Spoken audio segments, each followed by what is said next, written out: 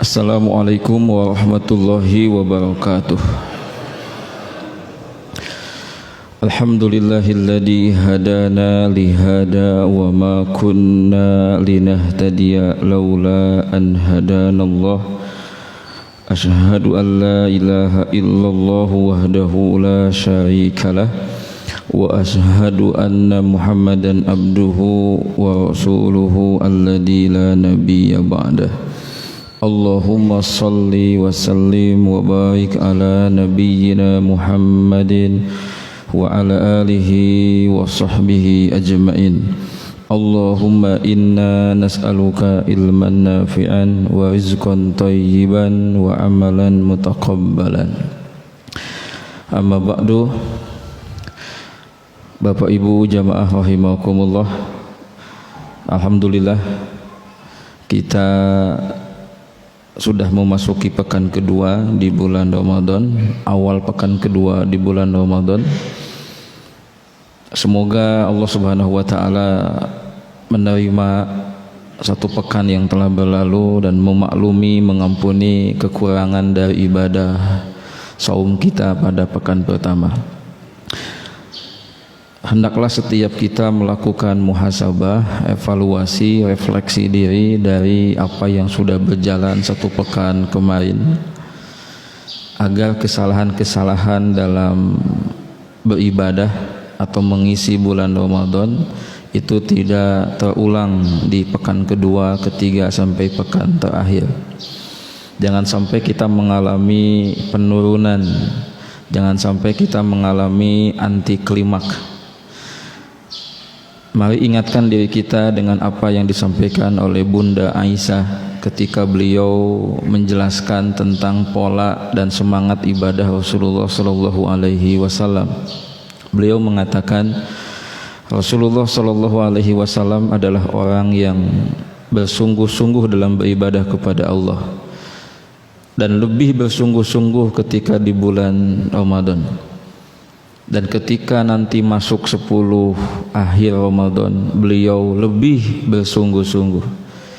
Ini menjelaskan kepada kita bahwa spirit dan grafik ibadahnya itu naik terus sampai nanti peak performance-nya, puncak dari penampilan ibadah terbaiknya itu ada di 10 malam terakhir atau 10 hari terakhir. Jadi jangan sampai kita ini mengalami dejavu, satu kondisi yang bertahun-tahun, belasan tahun, puluhan tahun ini kita lihat, kita amati di mayoritas masyarakat muslim. Hari Kamis yang lalu saya ngabuburit sama anak saya ke Stadion Sangkuriang Cimahi. Sekitar ba'da asar. Itu saya lihat sudah mulai itu ya, banyak yang makan mie ayam, ngerokok, minum gitu. Itu baru di pekan pertama. Nanti pekan kedua, ketiga mungkin akan lebih banyak orang yang secara terang-terangan memperlihatkan maksiat mereka. Nauzubillahi min dzalik. Bapak Ibu rahimakumullah, alhamdulillah di pekan pertama Ramadan kita sudah belajar beberapa kaidah, sedikit dari kaidah-kaidah tentang masalah iman dan akidah. Bapak Ibu yang ingin banyak belajar lagi tentang kaidah-kaidah dalam akidah, dalam iman, di antaranya bisa membaca, mempelajari kitab Aqidah Wasatiyah, Aqidah Wasatiyah yang disusun oleh Ibnu Taimiyah rahimahullah. Beliau itu menyusun kitab Aqidah Wasatiyah dalam satu kali duduk. Ini bukti dari keberkahan ilmunya Ibnu Taimiyah. Pada pekan pertama kita belajar tentang beberapa kaidah iman dan akidah yang bagi saya pribadi yang menjadi wasilah untuk menyampaikannya, menjadi narasumber, itu jadi merasakan ada pencerahan iman, ada satu penjelasan bahwa muslim, mukmin itu punya masa depan yang cerah. Menjadi muslim, menjadi mukmin itu adalah nikmat yang agung, karunia yang besar yang wajib kita syukuri. Dan kita jadi tahu jalan dan peta serta akhir dari kehidupan kita nanti di akhirat. Sehingga pesannya adalah jadilah muslim, jadilah mukmin sejati, salawasna sampai akhir hayat. Jangan murtad, jangan musyrik, jangan zolim. Nah itu aja kiatnya itu. Jangan murtad, jangan musyrik, dan jangan zolim. Orang murtad jelas seluruh kebaikannya akan hangus. Orang musyrik kalau tidak taubat sampai mati juga sama, Allah haramkan surga baginya. Dia akan bersama dengan orang-orang yang kafir. Dan orang yang zolim nanti dia akan bangkrut ketika di akhirat kalau kezolimannya tidak ditaubati sebelum dia meninggal dunia. Kalau kita belajar tentang hadis al-muflis, orang-orang yang bangkrut, itulah orang-orang yang zolim. Dia sholat, dia puasa, dia baca Quran, tapi dia juga melakukan kezoliman-kezoliman kepada orang lain dengan lisannya, dengan tangannya, dengan kekuasaannya, dengan kebijakannya, dan lain sebagainya. Sehingga banyak hak-hak orang yang terambil, banyak hati-hati orang yang tersakiti, bahkan banyak fisik-fisik orang yang tercederai karena kezolimannya. Bapak Ibu rahimakumullah, pekan kedua kita masuk kepada kaidah-kaidah beragama yang berkaitan dengan masalah ilmu, niat, dan amal. Pagi ini kita belajar 3 kaidah tentang ilmu. 3 kaidah tentang ilmu. Ini saya sarikan, ambilkan kaidah pokoknya saja dari kaidah-kaidah pokok yang ada. Bapak Ibu yang ingin tahu lebih banyak, lebih dalam, mangga baca, kaji, misal kitab Ta'lim Muta'alim yang di sini juga dibahas ya, dikaji di masjid ini, alhamdulillah. Atau kitab Hilyah Thalibil Ilmi, adab penuntut ilmu, itu juga bisa dijadikan referensi untuk belajar tentang kaidah-kaidah dalam ilmu. Baik, yang pertama ini hadis Nabi Shallallahu Alaihi Wasallam yang kemudian menjadi satu kaidah buat kita. Diriwayatkan dalam Ibnu Majah. Silakan diikuti. Talabul ilmi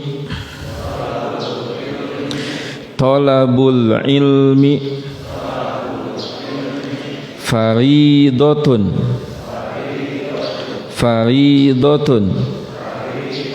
ala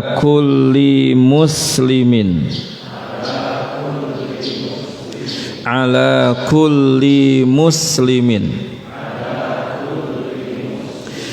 talabul ilmi faridatun ala kulli muslimin.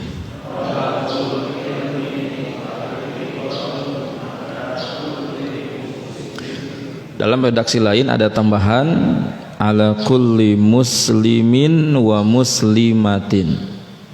Tapi yang populer talabul ilmi faridatun ala kulli muslimin. Talabul ilmi, belajar itu atau menuntut ilmu itu atau mencari ilmu itu, faridatun, wajib ala kulli muslimin, bagi setiap pribadi muslim, bagi setiap insan muslim, individu muslim. Ini harus dijelaskan ilmu apa, wajibnya apa. Karena kalau nggak dijelasin nanti bisa jadi salah paham, salah praktek. Saya sampaikan beberapa teori pandangan para ulama tentang hadis atau kaidah tadi, thalabul ilmi faridatun ala kulli muslimin. Ada yang berpendapat bahwa ilmu itu dibagi 2, ilmu agama, ilmu dunia. Ini coba aja tanyakan sama diri kita, setuju nggak dengan teori itu bahwa ilmu itu ada dua, ilmu agama, ilmu dunia, ilmu akhirat, ilmu dunia. Saya sempat diajukan pertanyaan itu dan merenungkan pertanyaan itu, setuju nggak dengan teori bahwa ilmu itu dibagi dua, ilmu agama, ilmu dunia. Setuju tidak setuju, tapi teori itu sudah berkembang di tengah-tengah masyarakat kita. Ada yang mensikapinya dengan proporsional, dengan mengatakan ya mau tidak mau memang ilmu itu harus diklasifikasikan. Jadi sesuatu yang itu niscaya tidak bisa kita hindari, kita pungkiri, ilmu itu harus diklasifikasikan. Bahkan ilmu agama saja ada klasifikasinya, ada temanya, ada disiplin ilmunya, ada ilmu tauhid, ilmu akhlak, ilmu fikih, ilmu muamalah, ilmu hadis dan lain sebagainya. Dia proporsional. Tapi ada juga yang jadi berlebihan dalam artian memisahkan sehingga terjadi dikotomi. Seakan ilmu agama itu dari Allah, ilmu dunia bukan dari Allah. Itu ilmunya orang kafir, ilmunya orang barat, ilmu dunia itu. Bahkan ada orang yang anti ilmu dunia. Di mana anaknya kuliah? Di itu jurusan apa? Disebutin tuh ilmunya, ilmu umum yang tadi disebut dengan ilmu dunia. Langsung tuh pemikirannya itu. Kenapa nggak masuk universitas agama? Kenapa nggak belajar agama? Jadi ada satu mindset, paradigma seakan seolah ilmu dunia, ilmu umum itu bukan ilmu Allah. Nah, sehingga ada yang menentang teori itu. Kata mereka, dalam kajian para ulama tidak membagi ilmu itu berdasarkan ilmu dunia, ilmu agama. Tidak, tapi ulama kita membagi ilmu itu berdasarkan hukum. Ada yang fardu ain, ada yang fardu kifayah, ada yang wajibnya kepada setiap individu, harus itu setiap orang. Ada yang wajibnya itu yang sifatnya perwakilan. Kalau sudah ada yang melakukan, ada beberapa orang yang sudah melakukan, mempelajarinya, mendalaminya sehingga jadi master di bidang itu, maka yang lain tidak wajib. Nah, ini ada perbedaan teori dan pandangan. Nah, silakan Bapak Ibu ikut teori yang mana. Cuman kalau mau ikut teori yang ilmu itu dibagi dua, dunia dan akhirat, agama dan dunia, jadilah yang proporsional, bahwa pembagian itu hanya untuk memudahkan identifikasi dan klasifikasi. Bersepakatlah dalam pemahaman bahwa ilmu itu datangnya dari Allah semuanya, gitu ya. Kecuali ilmu hitam mungkin, ilmu sihir, ilmu perdukunan, nah itu mah dari jin. Hanya memang kita tidak bisa tadi melepaskan, menghindar dari pembagian ilmu agama, ilmu dunia. Nah, baik. Talabul ilmi fardhatun ala kulli muslimin. Belajar ilmu itu wajib bagi setiap muslim. Muncul pertanyaan, ilmu apa? Ilmu apa? Kalau saya kaji dari beberapa referensi yang saya punya, maka teorinya adalah, kesimpulannya ada pada ilmu agama itu. Nah, saya sampaikan beberapa teorinya. Misalkan ada yang mengatakan bahwa yang dimaksud dengan kaidah tadi itu adalah Quran. Nah, belajar Quran itu wajib. Yang mananya? Membacanya. Belajar baca Quran itu wajib. Kalau menghafal Quran tergantung menghafal seperti apanya. Kalau menghafal 30 juz tidak wajib. Itu wajibnya wajib kifayah. Maka Bapak Ibu harus tahu dulu wajib ain apa wajib kifayah. Kita harus pegang itu. Kalau belajar baca Quran itu wajib ain. Tapi kalau menghafal Quran, menghafal yang 30 juz itu wajib kifayah, fardu kifayah. Harus ada dari umat Islam ini yang menjadi penjaga-penjaga Al-Quran, penghafal-penghafal Quran, para hafiz. Bahkan yang menarik, kalau teori fardu kifayah itu ditarik kepada konteksnya keluarga, bukan umat Islam, karena terlalu gede, terlalu global. Coba tarik kepada konteks keluarga. Harus ada dari keluarga besar kita itu satu saja yang hafiz. Nah, kan jadi menarik tuh. Kemudian kita tarik teori fardu kifayah itu kepada konteks masyarakat. Komplek lah. Harus ada di masyarakat kita, di komplek ini yang hafal Quran, satu atau dua, fardu kifayah. Itu kan jadi menarik tuh, jadi sebuah tantangan, jadi sebuah tantangan. Kalau untuk konteks Indonesia sudah dilakukan itu. Bahkan setiap tahun lahir para penghafal Quran yang baru. Cuman tadi untuk konteks keluarga sama masyarakat ini jadi menarik. Satu keluarga satu hafiz, satu kampung satu hafiz, satu kompleks satu hafiz, minimal itu ya. Ini jadi menarik. Apa yang wajib ain dari menghafal Quran? Menghafal Al-Fatihah. Nah, itu wajib karena ada kaidah la sholata liman lam yaqra bi Fatihatil kitab. Tidak sah salat seseorang yang dia tidak membaca Al-Fatihah dalam salatnya. Maka kalau ada seorang mu'alaf, dia harus diajarkan dulu Al-Fatihah yang pertama kali. Sebelum dia hafal Al-Fatihah, maka sholatnya dengan membaca tasbih.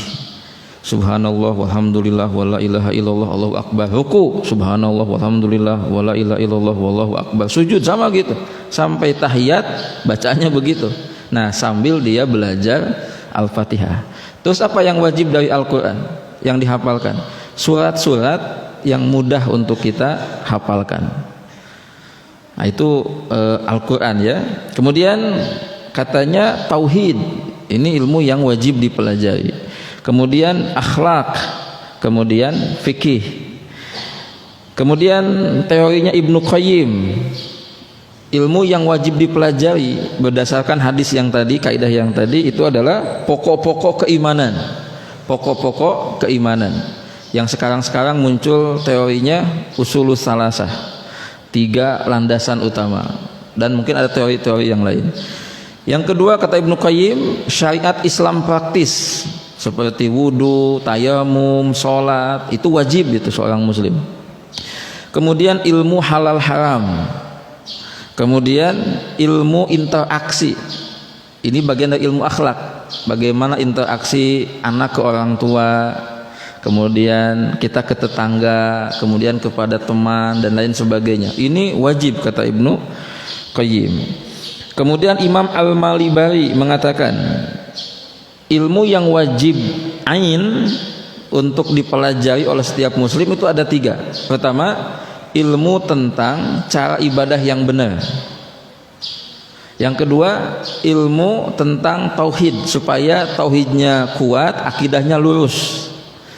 Yang ketiga, ilmu tentang membersihkan hati, tazkiyatun nafas atau ilmu tasawuf, kata Imam Al-Malibari.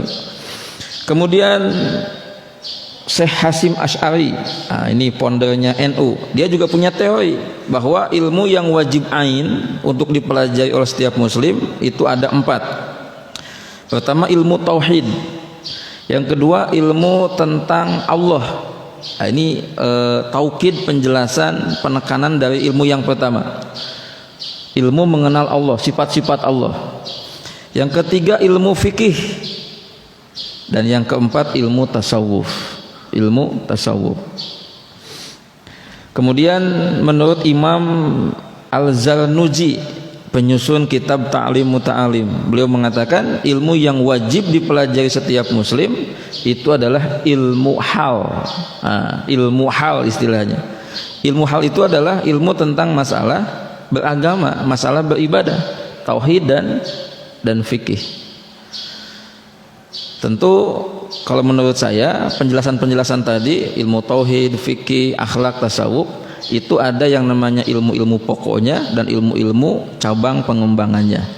Maka kalau nanti mau belajar ilmu-ilmu tadi, tauhid, fikih, tasawuf, akhlak dan lain sebagainya, mulailah dari mempelajari yang pokok-pokoknya. Dan kabar gembiranya, para ulama kita dan beberapa asatidz kita itu sudah menyusun kurikulum itu berdasarkan tadi, mana yang pokok, mana yang cabang-cabangnya. Jadi kita belajar yang pokok-pokok dulu, ya, seperti itu.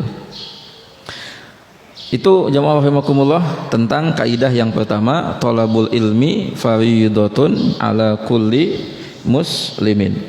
Sehingga kalau kita mengamalkan kaidah ini, maka insya Allah dengan rahmat Allah kita akan menjadi muslim-muslim yang cerdas, muslim-muslim yang faham, yang faqih terhadap agamanya. Ingat, di antara sebab permasalahan krisis yang melanda umat Islam itu karena kebodohan yang dialami, yang diderita oleh mayoritas umat Islam. Dia awam, dia bodoh, dia jahil terhadap ajaran agamanya, sehingga dia Islam secara identitas, secara formalitas, tetapi dia tidak memahami substansi dari berislam. Sehingga cara berpakaian, cara berpikir, cara bertindak, cara berumah tangga, berkeluarga, pengasuhan anak, berbisnis dan lain sebagainya itu tidak islami, istilahnya itu tidak islami, tidak sesuai dengan ajaran Islam. Padahal menjadi muslim cerdas, muslim paham itu adalah modal awal untuk menjadi muslim yang sukses dalam beramal soleh. Karena ada kaidah yang lain, ilmu itu dia akan menyeru kepada iman dan amal. Jadi orang yang suka belajar, yang suka ngaji istilahnya, maka dia akan mendapatkan pencerahan, dia akan mendapatkan muatan motivasi, cemeti, dorongan untuk dia mengamalkan. Seperti itu. Maka bersyukurlah Bapak Ibu rahimakumullah yang selama ini Allah berikan hidayah taufik untuk belajar agama, untuk ngaji, tafakuh fiddin, baik dalam medium majelis taklim, kursus, baca buku, dengerin kajian, itu semuanya adalah bagian dari wasilah untuk belajar agama. Maka ingatkanlah diri kita dengan hadis Nabi SAW, man yuridillahu bihi khairan yufaqihu fiddin. Jika Allah menghendaki kebaikan kepada seseorang, maksudnya adalah Allah ingin menjadikan dia orang yang baik, Allah ingin memberikan kepada dia pahala yang banyak, kebaikan yang banyak, Allah ingin menuntun dia menjadi ahli kebaikan sehingga hidupnya diisi dengan amal-amal soleh. Maka di antara cara dan tandanya adalah Allah jadikan dia mengerti, maham kepada urusan agama. Hadis ini bukan ngomongin tentang ustadz, tentang kiai, tentang ulama, bukan. Ini ngomongin tentang kita kaum muslimin. Jadi orang, tandanya dia akan dapat kebaikan adalah dia menjadi orang yang punya kesadaran untuk belajar agama. Dia jadi mulai punya interest, passion untuk ngaji, ya. Kemudian dia jadi semangat untuk menjadi orang yang selalu tolabul ilmi. Itu tanda tuh, itu tanda. Dan sebaliknya, tanda orang yang akan dijauhkan dari rahmat Allah adalah dia jadi menjauh dari majelis-majelis ilmu. Saya pernah mengamati, pertama, orang yang dia selalu belajar, selalu ngaji, maka saya melihat ada perbaikan amal yang secara berproses dia alami. Nampak dari cara berpakaian, cara bertutur, cara bersikap. Walaupun ada, ini mungkin nggak tahu salah paham, nggak tahu bagaimana ceritanya, ada yang dia ngaji, belajar, awalnya tidak pernah ngaji, nggak pernah belajar, tapi jadi salah praktek, jadi kaku dalam hidup, jadi kaku dalam beragama itu. Bahkan ada yang lebih ekstrim lagi, dia jadi mudah menyalahkan sana sini, begitu. Jadi hakim dia, jadi kodi dia. Jadi dia mengambil keputusan ini nggak boleh, ini nggak boleh dan sebagainya. Yang pertama adalah yang baik. Hasil dari ngajinya itu, konsisten dalam ngajinya itu nampak dari perubahan sikap dan perilakunya. Kalau ada seseorang ngaji, rajin belajar agama, dia tambah sopan, tambah murah senyum, tambah supel, itulah yang benar. Tapi kalau karena dia ngaji, dia jadi menjaga jarak, dia jadi tidak murah senyum, senyum hanya kepada orang yang sejamaahnya saja, ini dipermasalahkan. ada kesalahan dalam cara pandang dan mungkin metodologi. Nah, pengamatan kedua, saya lihat kepada orang yang pernah ngaji atau mungkin pernah mondok, kemudian berhenti ngaji, tidak di-upgrade lagi. Mungkin ada orang yang ketika di SMP, SMA, Sanawiyah, Aliyah, pesantrennya ngaji, banyak kitab yang dia kaji, dia khatamkan. Masuk kuliah, selesai masa kuliah, setelah diwisuda, kan kembali kepada kehidupan nyata, kepada masyarakat. Tidak di-upgrade ilmunya, nggak pernah belajar lagi. Apa yang terjadi yang saya amati, dia mulai melakukan pelanggaran-pelanggaran. Dari mulai cara berpakaian, kalau dia perempuan sudah tidak lagi memperhatikan tentang aurat, gitu. Kemudian cara bicara, sehingga apa yang terjadi sulit dibedakan apakah dia ini lulusan pesantren atau bukan. Gitu, karena tadi dia melakukan hal-hal yang juga dilakukan sama orang-orang awam yang tidak belajar, yang tidak ngaji, gitu.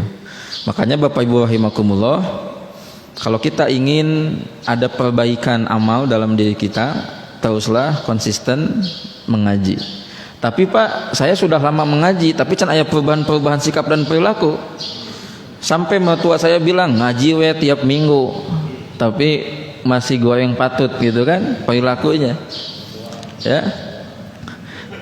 Atau misalkan pasangan kita ngomel juga sama kita, bapak mah tiap minggu ngaji 3 kali, tapi tetap aja pelit ke saya.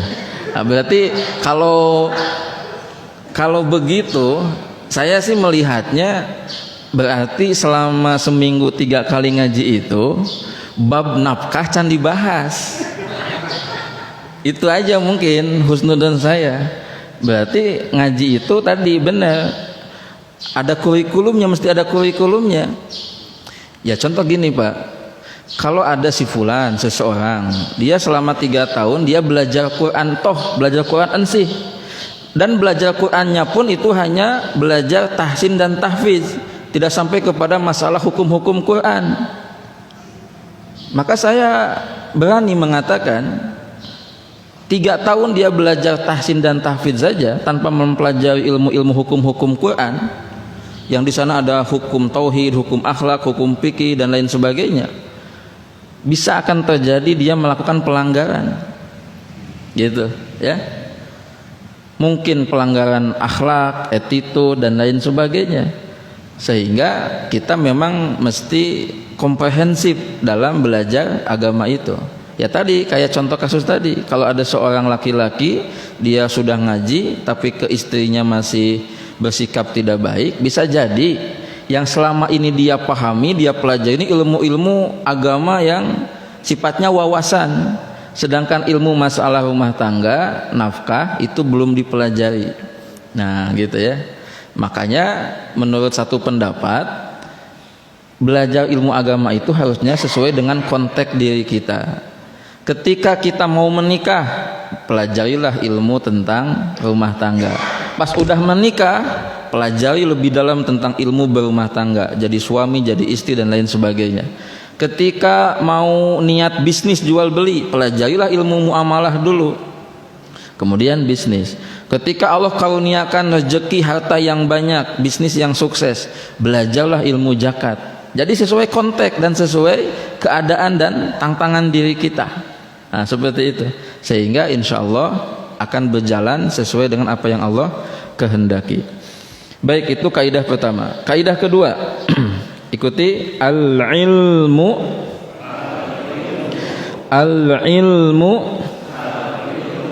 bit-ta'allum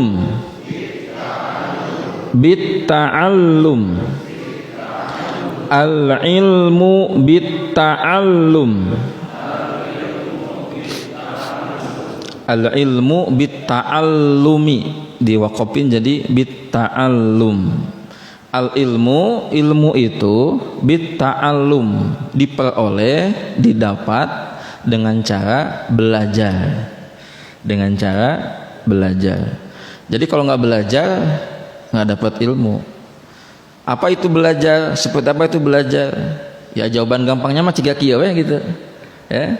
duduk hadir di majelis ilmu dengan menggunakan potensi-potensi indrawi kita, akal, pikiran, pendengaran, ya, mencatat, itu bagian dari belajar.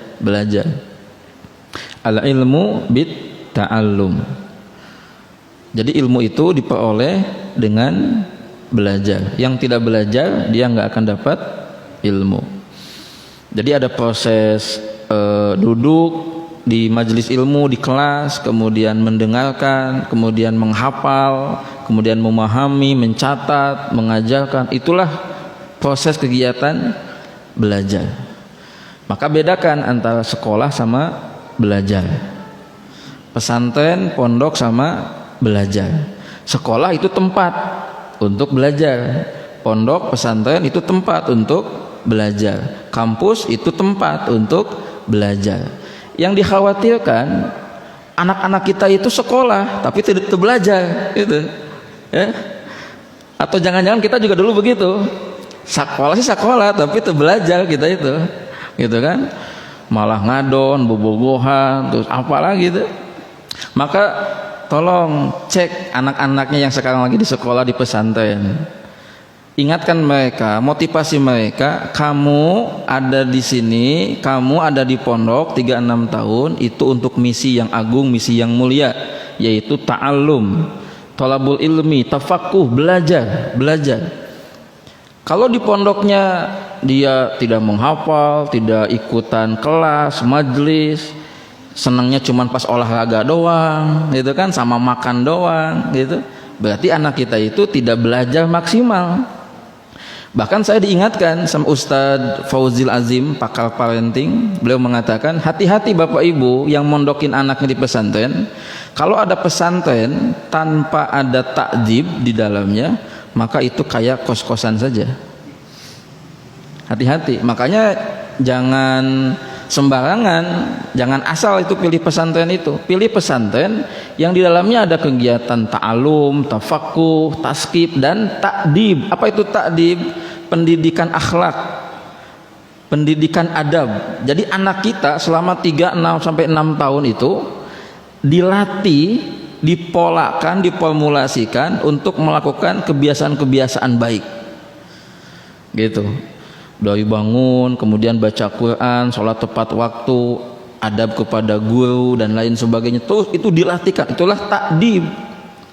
Karena punten, saya beberapa pesantren saya pernah saya pondokin dan saya pernah amati beberapa pesantren, itu ada pesantren yang tanpa takdib, itu ada.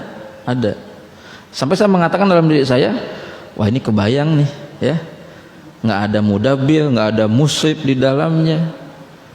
Wah, sehingga wajar kalau mereka lulus ada yang kena paham sekuler, paham liberal, kemudian ada yang melakukan dosa maksiat, wajar. Makanya ketika mau masukin anak kita ke pondok pesantren, itu kita mesti melakukan dulu survei, ya, survei. Karena al insanu ibnul bi'ah, anak itu adalah anak lingkungan. Pesantren itu lingkungan. Jadi kalau anak kita dititipkan ke satu pesantren, berarti sekitar 3-6 tahun anak kita akan dipengaruhi oleh lingkungan di pesantren itu. Maka perhatikanlah para ustadz-ustadzahnya, gimana kurikulumnya, gimana program pengembangan dirinya, bagaimana kulturnya, dan lain sebagainya. Kalau kita datang ke sebuah sekolah, sebuah pesantren, kemudian pas kita masuk, anak-anaknya cuek, hare-hare, kemudian banyak sampah di mana-mana, masuk ke WC-nya bau, kadang ada kotoran yang tidak dibanjur. Udah kita simpulin, ini nggak baik buat anak-anak kita, ya, ini nggak baik. Saya pernah berkunjung ke sebuah pesantren tahfidz di daerah Cilame. Masuk, itu santrinya, masya Allah, ya, langsung menyambut kita, kemudian kita ditanya apa maksudnya, apa mau ke siapa, gitu. Jadi santri-santri dilatih untuk bisa melayani, menghormati tamu. Bahkan ketika dia melewat ke depan kita, mereka juga tidak seperti hayam, gitu kan, tapi juga itu kan adab-adab sederhana yang siapapun yang melihatnya, takjub. Jadi permata hati ya, seperti itu. Al ilmu bit ta'alum. Mari ingatkan diri kita dengan kata-kata Imam Asy-Syafi'i. Beliau mengatakan faman lam yaduk mur ta'allumi sa'atan tajarra'adullal jahli tula hayatihi. Barang siapa yang tidak merasakan pahitnya belajar, perjuangan belajar, maka siap-siap dia akan menelan hinanya kebodohan seumur hidupnya. Jadi barang siapa yang malas belajar, malas mengaji, siap-siap saja nanti dia akan menelan pahitnya kebodohan akibat dia dulu malas ngaji, malas belajar. Seperti itu. Makanya orang-orang yang dia sudah mengalami proses belajar, proses mondok yang bertahun-tahun, pahit itu ya, perjuangannya pahit itu, sangat-sangat dramatis lah. Jauh dari keluarga, kadang sedikit perbekalan, kadang habis perbekalan dan lain sebagainya. Tapi habis itu Allah muliakan, Allah tinggikan derajatnya, hidupnya jadi manis. Sebaliknya orang yang malas-malas belajar, malas-malas ngaji, meninggalkan ta'alum, awalnya senang, awalnya happy-happy, tapi di ujungnya jadi madesu. Jadi gigit jari jadi menyesal. Baik, itu kaidah yang kedua, al-ilmu bit ta'allum. Ilmu itu diraih, diperoleh dengan belajar. Jadi yang mau dapat ilmu, belajarlah. Yang paling gampang cara belajar adalah datanglah ke majelis ilmu ya. Datanglah ke majelis ilmu. Ada kaidah dari Imam Malik, al-ilmu yu'ta wala ya'ti. Ilmu itu didatangi, bukan mendatangi. Al-ilmu yu'ta wala ya'ti. Ilmu itu didatangi, bukan mendatangi. Nah, ilmu itu ada di majelis ilmu, maka kita datangi ilmu itu. Seperti itu.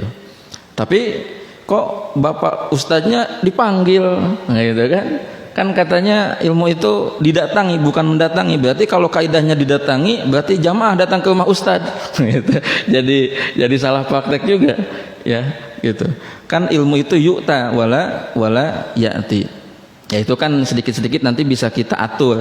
Majelis ilmu itu tempat ilmunya, berarti jamaah yang datang. Seperti itu. Dan ini kejadian ketika Harun al-Rasyid meminta Imam Malik untuk datang ke rumahnya. Kalau sekarang mah kayak privat, Pak. Harun al-Rasyid punya 2 anak, namanya Amin sama Makmun. Pak, ciga nama orang Sunda? Bukan, justru orang Sunda ngikutin nama dulu Amin sama Makmun. Gitu. Kata Imam Malik, tidak, ilmu itu didatangi, bukan mendatangi. Jadi Imam Malik menolak, walaupun yang ngundang privat itu adalah sang khalifah Harun al-Rasyid. Sampai 2 kali ditolak sama Imam Malik. Sampai Harun al-Rasyid paham, akhirnya anak-anaknya didatangkanlah ke tempat Imam Malik. Makanya saya pas belajar kaidah itu jadi mikir, hukum privat apa gitu ya. Dipanggil, Pak bisa datang nggak ke rumah gitu. Jadi kalau pakai kaidah itu, harusnya Bapak Ibu ketika berpikir untuk memprivatkan anaknya adalah Bapak Ibu mengirimkan anak-anak Bapak Ibu ke tempat guru itu. Al ilmu yu'ta wala ya'ti. Makanya muncul dilema, berarti hukum mengundang ustadz gimana, Pak? Gitu kan? Ada nih satu komunitas, satu keluarga besar. Pak Ustadz minta waktunya kami undang Bapak. Berarti kan dia ngundang gitu kan, ngundang ilmu gitu. Ya wallahu alam lah. Itu mungkin masalah teknis, tergantung konteksnya. Wallahu alam bisawab. Baik, yang terakhir jamaah rahimakumullah, kaidah ketiga tentang masalah ilmu. Ikuti al-ilmu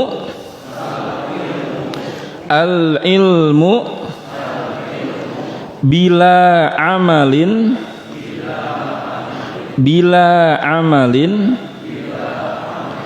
kasyajari bila samarin. Al-ilmu bila amalin kasyajari bila samarin. Ilmu yang tidak diamalkan, tidak dipraktekkan, itu seperti pohon yang tidak berbuah. Ilmu yang tidak diamalkan itu seperti pohon yang tidak berbuah. Tentu pohon itu walaupun gede ya, besar, tapi tidak memberikan manfaat. Ya kalaupun memberikan manfaat kalau sudah ditebang kali ya, gitu. Atau sebagiannya aja yang bermanfaat. Berarti ilmu yang bermanfaat itu seperti pohon yang berbuah, memberikan manfaat. Bapak Ibu rahimakumullah, Abu Darda pernah mengatakan, wailun liman la ya'lam, celakalah bagi orang yang tidak tahu. Maksudnya orang yang bodoh, yang tidak mau ngaji, celaka. Tapi beliau mengatakan kata-kata itu cuma satu kali. Celaka bagi orang yang tidak mau ngaji, yang tidak mau belajar, yang bodoh. Tapi ketika beliau mengatakan wailun liman ya'lam walam ya'mal, celakalah bagi orang yang tahu, sudah belajar, sudah paham, tapi tidak mengamalkan. Dan beliau mengatakannya 7 kali. Ini menggambarkan bahwa seseorang yang sudah tahu, sudah belajar, sudah paham, kemudian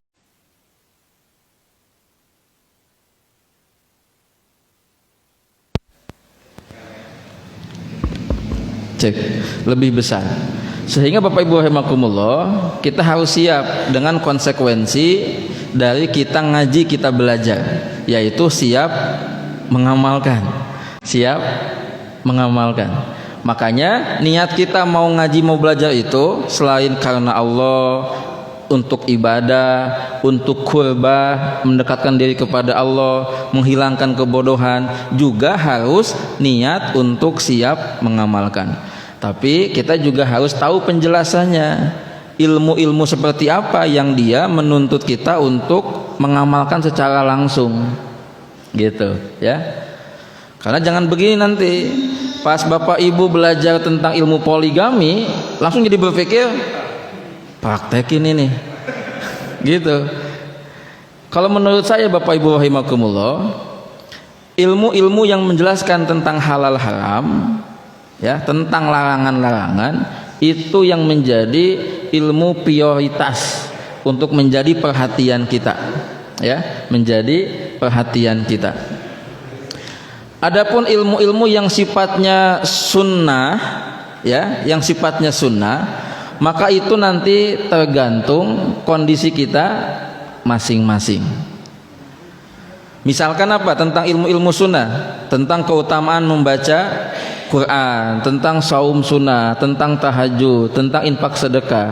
Kita menjelaskan masalah ilmu-ilmu itu dan kita mengamalkannya sesuai dengan kemampuan kita. Maka kata Abu Darda dalam lanjutan kalimatnya itu, saya mengajarkan kebaikan, maksudnya ilmu, walaupun saya belum bisa mengamalkannya secara keseluruhan, tapi saya tetap melakukan itu, sharing, mengajarkan, memposting, dan saya berharap pahala dari apa yang saya lakukan, gitu. Jadi tergantung tadi ilmunya. Kalau ilmu halal haram, ilmu masalah larangan, kita dituntut untuk bersegera sekuat tenaga untuk meninggalkannya, termasuk ilmu-ilmu yang wajib. Tapi ilmu-ilmu yang sunnah itu sesuai kemampuan kita.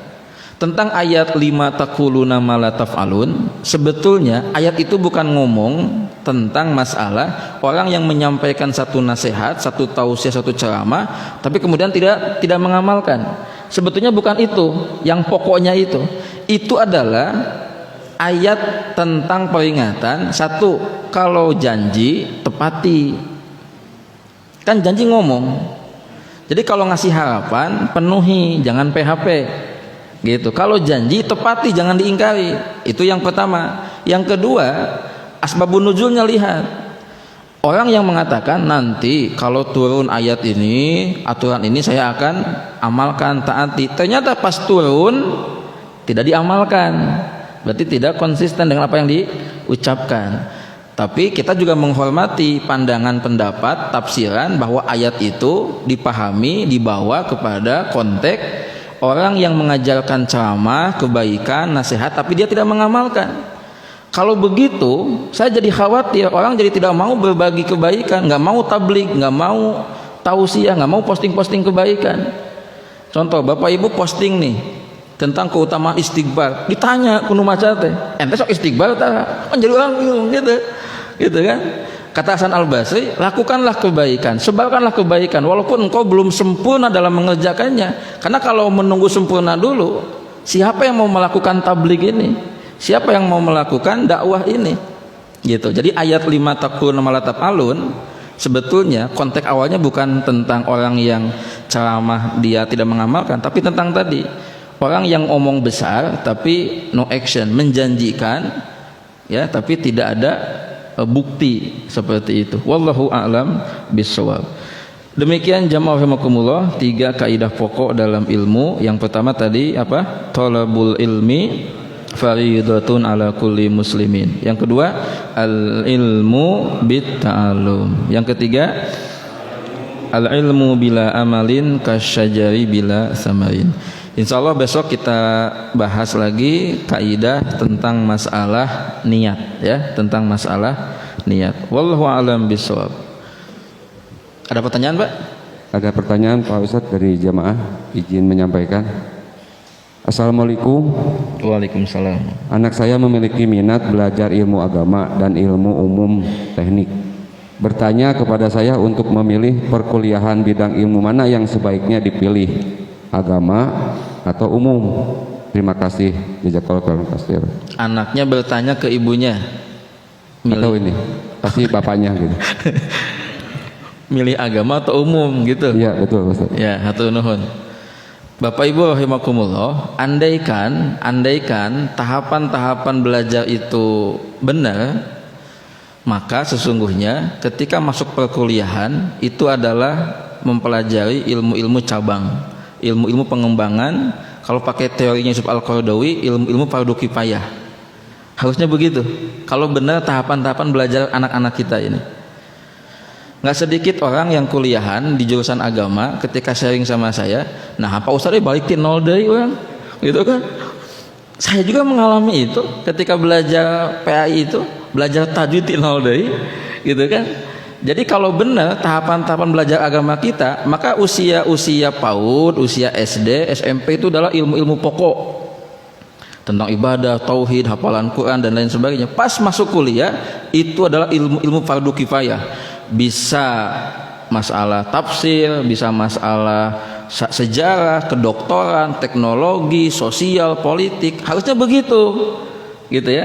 Nah jadi kalau ada yang bertanya ketika kuliah ngambil umum atau agama, ya sebetulnya tanya passion anak itu kemana gitu. Kalau dia memang di agama, kita arahkan di bidang apa agamanya, sejarah, bahasa, Quran atau apa. Kalau dia di umum, arahkan juga mau yang mana. Jadi kuliah itu idealnya adalah masa kita untuk studi ilmu-ilmu fardu kifayah.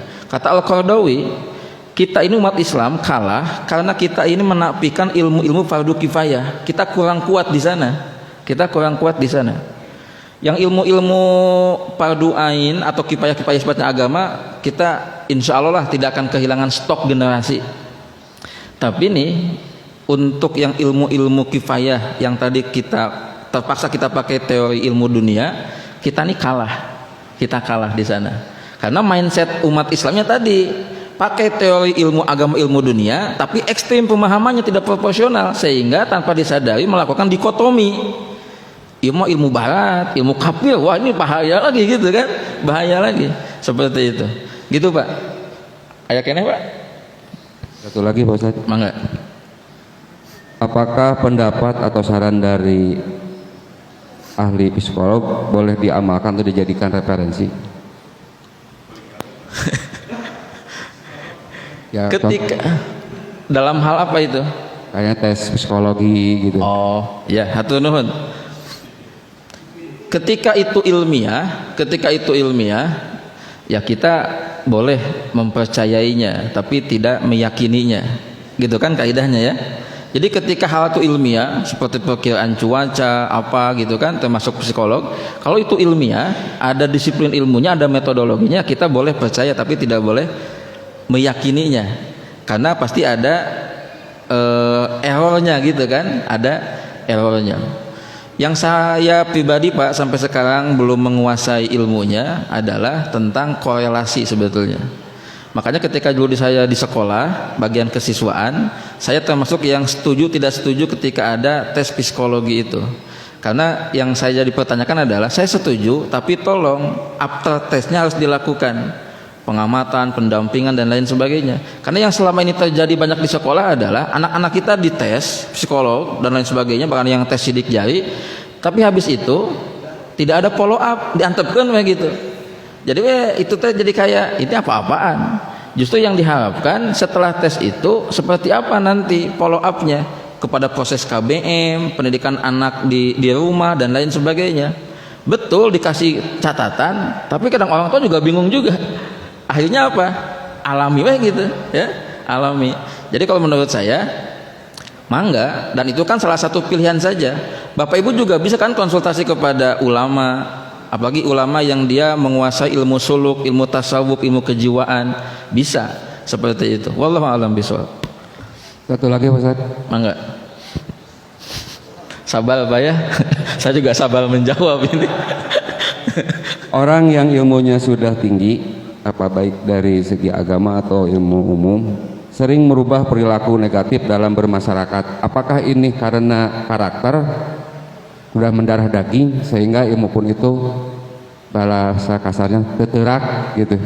Sering berubah, jadi tidak berubah karakter. Oh, tetap negatif gitu. Oh. Terus ilmu manapun oke gitu. Karena apakah ini karakternya tidak bisa dirubah atau gimana? Ya, hatur nuhun. Memang itu ada fenomena kayak begitu ada, tapi ya tidak semua orang berilmu. Berarti memang ketika itu terjadi ada sesuatu yang salah, tidak ideal dan sangat-sangat disayangkan. Jadi orang yang sudah ada di makom ilmu dengan segala sebutannya, ustadz, sarjana, hafiz, kiai, gus dan lain sebagainya, dia punya tanggung jawab moral dan beban moral yang ketika dia melakukan satu pelanggaran etis, adab di masyarakat dan tahu itu pasti itu namanya langsung blok jatuh itu, ya, ada tanggung jawab moral. Makanya ketika melakukan satu kesalahan, siap-siap aja tuh ada omongan-omongan miring dari masyarakat. Pertanyaannya, kenapa bisa begitu? Kalau merujuk kepada satu teori yang disebutkan oleh salah satu ulama, itu karena dia sejak lama dia punya masalah penyakit di hati, penyakit syahwat biasanya, ya. Cuman dia tidak mendeteksi dan tidak melakukan terapi treatment, tidak ada pencegahan, sehingga terus penyakit syahwatnya itu terus membesar. Jadi ilmunya terus meninggi, hafalannya tambah banyak, tapi si penyakit syahwatnya ini tidak diobati, sehingga satu saat blok meledak jadi fitnah. Nah, saya sedikit sharing tentang teman saya. Teman saya ini lulusan pesantren yang terkenal, kemudian kuliah di Universitas Islam Kenamaan di Bandung, bikin pondok pesantren. Santrinya lumayan banyak, terus berkembang. Sampai suatu saat sekitar bulan awal-awal tahun lah kemarin, saya dapat kabar dari seorang teman, "Rom, ini teman kamu sekelas?" Saya bilang iya, tapi dia nggak selesai, dia lanjut ke pesantren di Jawa. Dia share link berita bahwa dia ditangkap oleh polisi karena kasus pencabulan, gitu kan? Nah, dari sana saya langsung tek, apa ini? Ada apa ini? Ya, nah saya tadi membuat sebuah hipotesa, bisa jadi begitu, ya, dia mencabuli santrinya dengan modus tenaga dalam, gitu. Dan bagi saya sangat menjadi satu ibroh karena dia teman gitu, teman ketika di pesantren. Artinya apa? Bisa jadi tadi sesuai dengan teorinya seorang ulama. Jadi ada orang yang dia terus ngaji, terus belajar, menghafal Quran, terus studi, tapi ada penyakit syahwat yang dia sudah rasakan, tapi dia tidak cepat-cepat untuk mengobatinya. Nah, biasanya penyakit syahwat ini ada yang sifatnya kepada materi, yang nanti ujung jadi korupsi, jadi menipu, tidak amanah dalam bisnis, ada yang sifatnya syahwat kepada lawan jenis. Nanti apa outputnya? Pencabulan, berzina, selingkuh, dan lain sebagainya. Dan ini siap-siap kalau tidak hati-hati, walaupun tinggi ilmunya, akan satu saat meledak. Ya, wallahu a'lam bishawab. Hatur nuhun, semoga jadi ilmu yang bermanfaat. Allahumma rabbana taqabbal minna innaka antas samiul alim wa tub alaina innaka antat tawwabur rahim. Subhanakallahumma bihamdika asyhadu an la ilaha illa anta astaghfiruka wa atubu ilaik. Wassalamu alaikum warahmatullahi wabarakatuh.